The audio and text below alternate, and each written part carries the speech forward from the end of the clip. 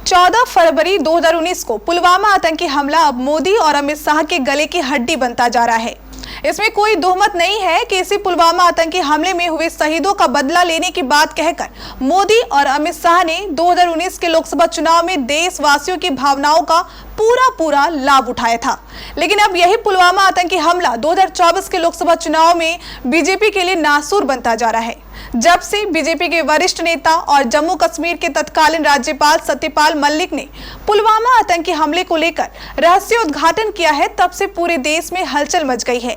इसके बाद जब पूर्व सेना अध्यक्ष जनरल शंकर रॉय चौधरी ने कल इसी पुलवामा आतंकी हमले को लेकर प्रधानमंत्री मोदी और गृह मंत्री अमित शाह पर कई सवाल खड़े किए तो देशवासियों की जान ही हलक में आ गई।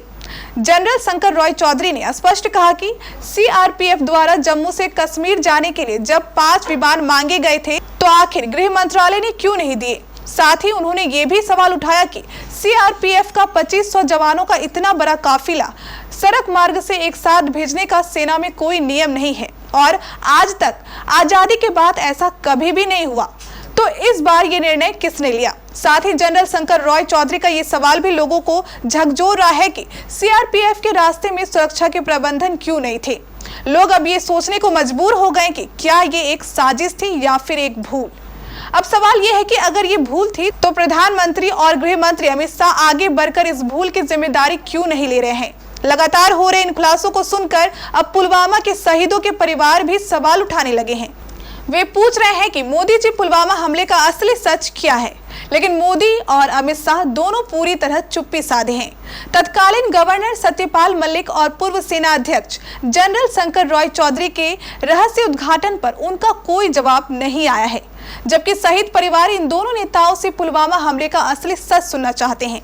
इधर शहीद परिवारों का एक गंभीर आरोप ये भी है कि शहादत के समय केंद्र सरकार ने जो उनसे वादा किया था वो 4 साल बीत जाने के बाद भी एक भी वादा पूरा नहीं हुआ है। हम आपको बता दें कि पुलवामा शहीदों में 2 शहीद बिहार के भी शामिल हैं। एक भागलपुर निवासी शहीद रतन कुमार ठाकुर और पटना जिले के तारेगना निवासी शहीद संजय कुमार सिन्हा शामिल है।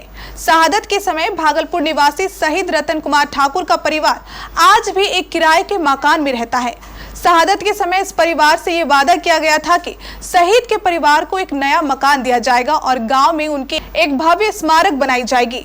इतना ही नहीं, शहीद के नाम पर इलाके में एक लाइब्रेरी भी खोली जाएगी। लेकिन शहीद परिवार का कहना है कि ये सब वादे अब सिर्फ वादे ही हैं, एक भी वादा पूरा नहीं हुआ है। उधर पटना जिले के तारेगना गांव निवासी शहीद संजय कुमार सिन्हा के परिवार का हाल भी काफी बुरा है। शहीद के गांव तक जाने के लिए रास्ता नहीं है। शहादत के समय सरकार ने ये वादा किया था कि शीघ्र ही शहीद के घर तक रास्ता बना दिया जाएगा, लेकिन ये वादा भी सिर्फ वादा बनकर रह गया। मिली जानकारी के अनुसार दोनों ही शहीद के परिवारों के हाल आज भी काफी बुरा है। ये शहीद परिवार अब सरकार से पूछ रहे हैं कि उनके बेटे की शहादत का आखिर क्या मूल है। साथ ही उनका सवाल ये भी है कि आखिर पुलवामा आतंकी हमले का अंतिम सच क्या है। जानकारों का कहना है कि पुलवामा आतंकी हमले को लेकर देश में लगातार उठ रहे सवालों को लेकर भाजपा की चुप्पी लोगों के संदेह को और मजबूती प्रदान कर रही है।